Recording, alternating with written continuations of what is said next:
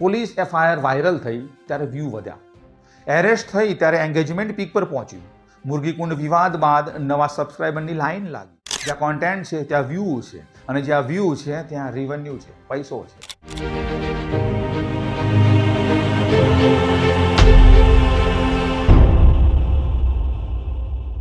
નમસ્કાર મિત્રો, તમારું સ્વાગત છે ધ ટ્રેન્ડિંગ ટોકના ગુજરાતી પ્લેલિસ્ટ ટ્રેન્ડિંગ ગુજરાત. મિત્રો, ભવનાથની એ રાત હજી ઘણાના મનમાં તાજી છે. ફેબ્રુઆરી 2026ની મહાશિવરાત્રી, જ્યારે જૂનાગઢ ભવનાથ મહાદેવ મંદિર પાસે લાખો ભક્તોની ભીડ ઉમટી પડી. ધૂપ અને ધૂળની સુગંધ હવામાં ભળી હતી.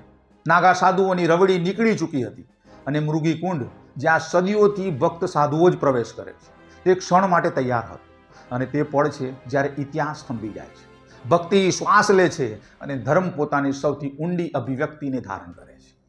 અને એ જ ભીડમાંથી એક ભગવા વસ્ત્રધારી એક આકૃતિ ધીરે ધીરે કુંડ તરફ આગળ વધે છે. ન સાધ્વી ન મોટી ભક્ત, ઇન્સ્ટાગ્રામ પર 13 લાખ ફોલોવર્સ ધરાવતી કીર્તિ પટેલ. અને આ એક ક્ષણ ગુજરાતના ડિજિટલ સ્પેસને હચમચાવી ગઈ. મિત્રો, આ નામ ગુજરાતના ડિજિટલ સ્પેસમાં નવું નહોતું. મૂળ સુરેન્દ્રનગરની વતની કીર્તિ પટેલ એક કોમેડી વિડીયોઝ, બોલ્ડ સ્ટેટમેન્ટ અને વાયરલ કોન્ટેન્ટથી પોતાની ઓળખ બનાવી. પહેલા ટિકટોક સ્ટાર, ઇન્સ્ટાગ્રામ પર 13 લાખ ફોલોવર્સ, યુટ્યુબ પર 2 લાખથી વધારે સબસ્ક્રાઈબર. આ આંકડા એની સફળતાની ગવાહી આપતા હતા. અને એક એનો ડાયલોગ, એની માને, આ ટ્રેડમાર્ક બની ગયો ગુજરાતમાં. એની માને, આ ટ્રેડમાર્ક ડાયલોગ ઘર ઘરમાં પહોંચી ગયો ગુજરાતમાં. ક્યારેક ટ્રોલ થઈ, ક્યારેક ટ્રેન્ડ, ક્યારેક ટોક ઓફ ધ ટાઉન. મિત્રો, ગુજરાતના ડિજિટલ વર્લ્ડમાં કીર્તિ પટેલ એ ચહેરો હતો જેને લોકો ભૂલી ન શકે. પણ મિત્રો, 2024ની શરૂઆત સાથે આ ચહેરો ફક્ત સ્ક્રીન સુધી સીમિત ન રહ્યો. પોલીસ સ્ટેશનની ફાઇલોમાં નોંધાઈ ગયો, પોલીસના ચોપડે ચડી ગયો. જૂન 2024, સુરત કપોદરા પોલીસ સ્ટેશન, એમાં એક ફરિયાદ નોંધાઈ જે ગુજરાતભરમાં ચર્ચાનો વિષય બની ગઈ. ફરિયાદી હતા સુરતના બિલ્ડર વજુ કટરોડિયા, જેમને આરોપ મૂક્યો કે વિજય સવાણી નામના વ્યક્તિ પ્રોપર્ટી ડિસ્પ્યુટની આડ લઈ કટરોડિયાને બદનામ કરવા કીર્તિ પટેલની મદદથી એક ષડયંત્ર ગોઠવ્યું છે. અને પોલીસ એફઆઈઆર અનુસાર જાકીર પઠાણ નામના સાથીએ કટરોડિયાને ફાર્મ હાઉસ પર સમાધાનની વાતના બહાને બોલાવ્યો. પીણામાં નશીલો પદાર્થ ભેળવ્યો અને મનીષા ગોસ્વામી ઉર્ફે જાનવીની મદદથી આપત્તિજનક સ્થિતિમાં તસવીરો ખેંચી અને એ તસવીરોના આધારે 2 કરોડની માંગણી કરવામાં આવી. મિત્રો, ડીસીપી ઝોન 1ના આલોક કુમારના જણાવ્યા અનુસાર કીર્તિ અને 6 અન્ય સાથીઓ સાથે એફઆઈઆર નોંધાઈ. 4 આરોપી તાત્કાલિક ઝડપાયા, પણ કીર્તિ પટેલ ફરાર. આ પ્રથમ એફઆઈઆર હતી કીર્તિ પટેલ સામે. આ પ્રથમ ધુજારી હતી, પણ સ્ક્રીન ચાલુ રહી, ઇન્સ્ટાગ્રામ એક્ટિવ રહ્યું, વિડીયો વાયરલ થતા રહ્યા, જાણે કશું બન્યું જ ના હોય. મિત્રો, ગુજરાત પોલીસની વોન્ટેડ લિસ્ટમાં નામ આવ્યા બાદ 10 મહિના સુધી ફરાર. ગુજરાતના વિવિધ શહેરોમાં સ્થળ અદલ-બદલ, વારંવાર મોબાઈલ ફોન બદલ્યા, મલ્ટિપલ સિમ કાર્ડ્સ બદલ્યા, આઈપી એડ્રેસ બદલ્યા. પોલીસની નજર ચૂકવવાની પ્રત્યેક કોશિશ થઈ. ભૂગર્ભમાં હોવા છતાં મહાકુંભ 2025માં એક વિડીયો પોસ્ટ થયો. ઓનલાઈન વિડીયો પર લાખો વ્યૂઝ આવ્યા. કેમેરાની સામે આત્મવિશ્વાસ વધ્યો, સ્ક્રીનની સામે હાજરી, પણ ફરાર. પણ ડિજિટલ દુનિયામાં સક્રિય. જાણે મિત્રો, કાયદો તો કીર્તિ પટેલ માટે છે.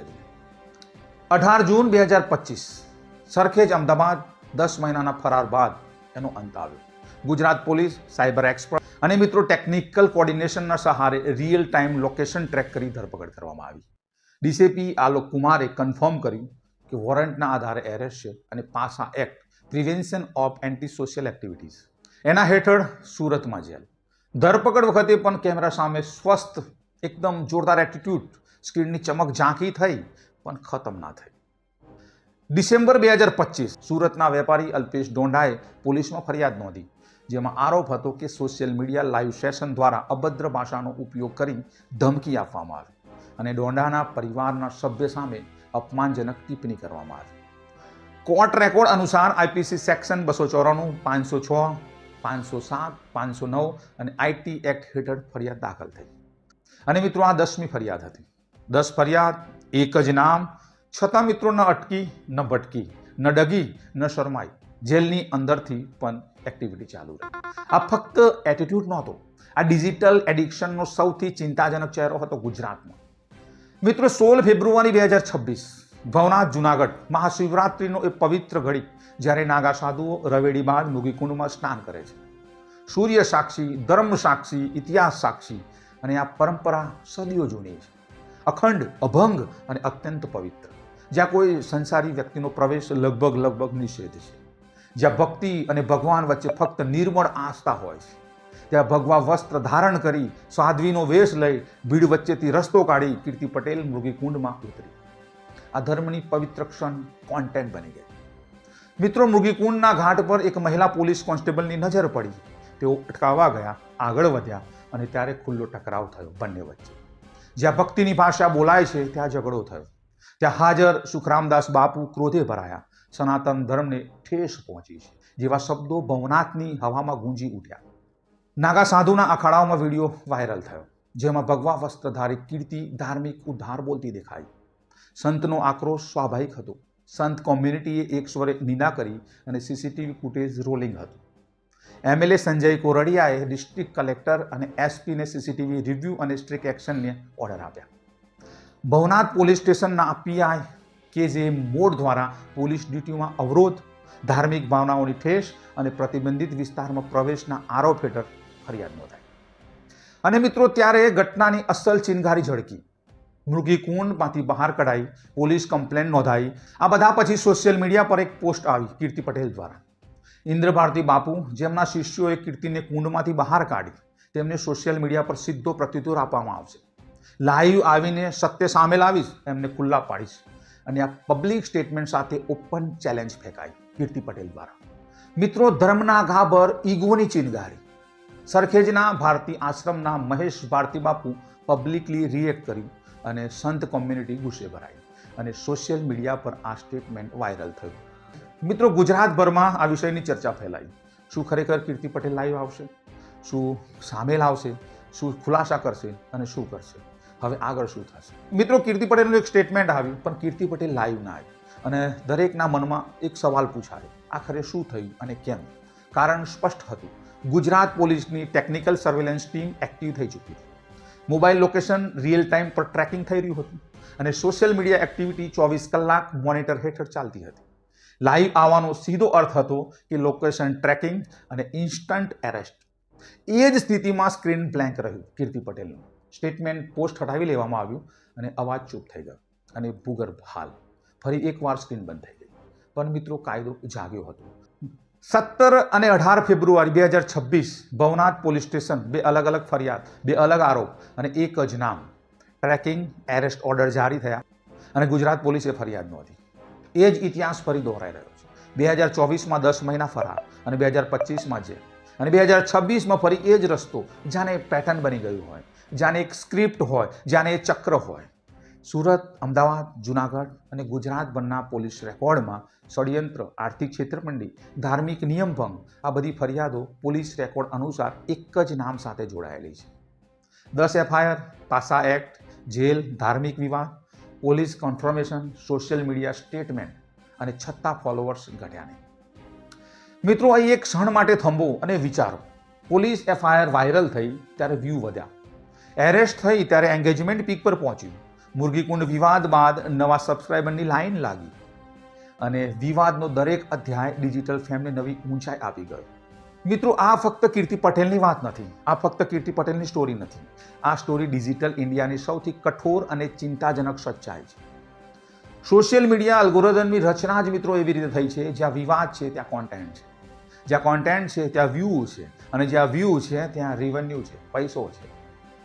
મિત્રો, નકારાત્મક વર્તણૂક ઘણી વખત વધુ એન્ગેજમેન્ટ જનરેટ કરે છે અને પ્લેટફોર્મ એ જ કન્ટેન્ટને આગળ ધકેલે છે અને એ જ વધુ લોકોને સ્ક્રીન સાથે બાંધી રાખે છે. જેલની હવા ખાધા બાદ પણ કેમેરા સામે એટીટ્યુડ અકબંધ. આ ડિજિટલ ફેમના એડિક્શનનો સૌથી ગંભીર સંકેત છે.